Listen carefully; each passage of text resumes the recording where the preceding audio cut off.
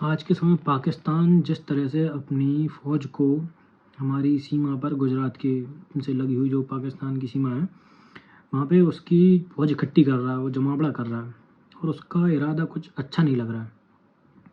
तो भारत भी उसका रिटेलिएशन करेगा, मगर भारत को एक चीज़ याद रखनी चाहिए कि पाकिस्तान ने सऊदी अरेबिया से एक समझौता कर रखा है, सुरक्षा समझौता। अगर वैसा ही सुरक्षा समझौता हम हमारे किसी भी मित्र देश से कर लेते हैं, जैसे कि फ्रांस हो गया, इज़राइल हो गया, रशिया हो गया, इन देशों से अगर हम हमारा ऐसा एक सुरक्षा समझौता कर लेते हैं तो ये हमें बहुत बेनिफिशियरी रहेगा। और भारत सरकार कुछ ज़्यादा जानती है इसके बारे में। और मैं तो ये भी कहना चाहूँगा कि पाकिस्तान छोटे छोटे वो वीडियो बना के डाल रहा है, होवरक्राफ्ट दिखा रहा है 3-4 वीडियो में।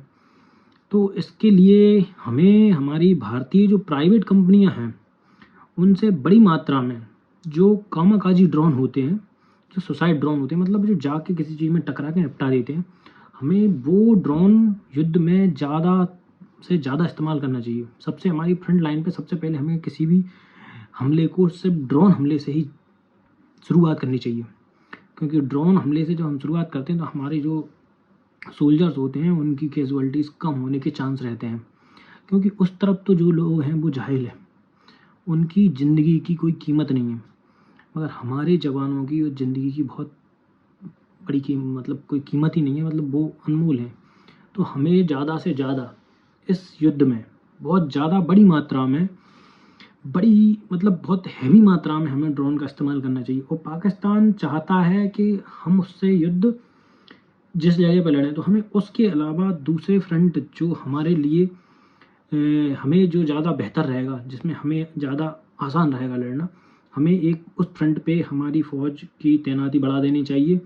जैसे कि राजस्थान वाला इलाका हमारे पास टैंक बेहतर है, और पंजाब वाला इलाका यहाँ पे हमें हमारी फ़ौज की तैनाती बढ़ा देनी चाहिए। अगर पाकिस्तान सर क्रीक से अंदर घुसने की कोशिश करता है, सर क्रीक से हमला करने की कोशिश करता है, तो हमें सर क्रीक पे तो जवाब देना ही चाहिए, उसके अलावा हमें दूसरे फ्रंट खोल देने चाहिए।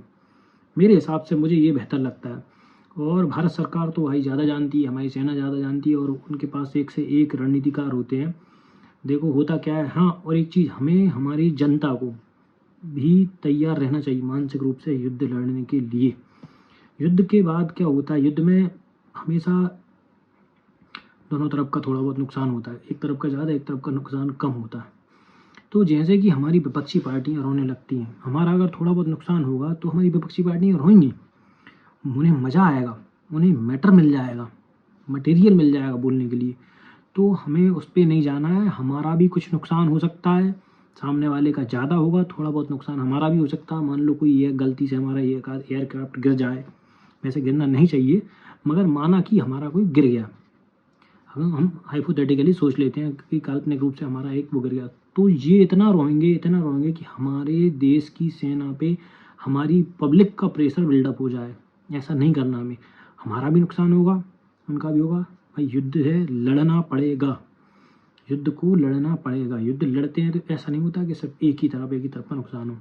हाँ, हम ज़्यादा चोट पहुँचाएंगे, हम ज़्यादा चोट पहुँचाने की कोशिश करेंगे, ज़्यादा अपर हैंड रहेगा हमारा। मगर देखो, रशिया इतना बड़ा देश है और यूक्रेन छोटा सा देश है, मगर रशिया इतने दिनों से लड़ रहा है, तो क्या रशिया का नुकसान नहीं हो रहा? मगर रशिया का नुकसान हो रहा है, मगर वहाँ किसी विपक्षी पार्टी ने आज तक ये नहीं पूछा है कि हमारे कितने विमान गिरे, ना वहाँ किसी संसद में चर्चा करी।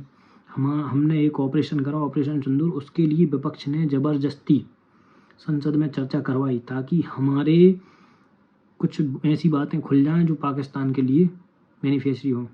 और उसके बाद हमें संसद में हमारे प्रधानमंत्री को ये कहना पड़े कि हमें जो है युद्ध विराम के लिए ट्रंप ने नहीं कहा। इससे ट्रंप को बुरा लग गया, विपक्ष यही चाहता था, मोदी उसके प्लान में फंस गया, राहुल गांधी के प्लान में यहाँ मोदी फंस गया। मोदी ने एक बार कह दिया, ट्रंप को लग गई मिर्च, उसके बाद उसने हम पे सीधे टैरिफ जड़ दिए। जब तक हम चुप थे, ट्रंप कुछ नहीं कह रहा था, मगर उकसा के बार बार राहुल गांधी पीएम को उकसाता रहा, और पीएम ने आखिरकार उस बात पे मुंह खोल दिया। पूरा नहीं, थोड़ा खोला कि हाँ, हमें किसी ने नहीं कहा, मतलब वही हो गया, ट्रंप ने नहीं कहा, मोदी जी ने ट्रंप का नाम नहीं लिया। मगर मोदी जी एक हमेशा राहुल एक पिच तैयार करता है और वहाँ खींच के लेके आता है और मोदी से कुछ हमारी सरकार से बुलवा लेता है। जैसे किसान कानून वापस करवा दिए, जाति जनगणना करवा दी। हमारे मोदी जी विपक्ष की चाल में कई बार फंस जाते हैं, नहीं फंसना चाहिए था। नहीं बोलना भाई, नहीं बोलना, हमें नहीं बोलना भाई, नहीं बोलना हमें। क्यों बोलें, क्यों बताएं हम कि किसने करवाया किसने नहीं करवाया समझौता। भाई दिख रहा है कि हाँ युद्ध विराम हो गया, चल रहा था युद्ध, ठीक है भाई। हम क्यों चर्चा करें संसद में चर्चा इस पर करनी ही नहीं चाहिए थी। ये चर्चा करने का विषय ही नहीं है।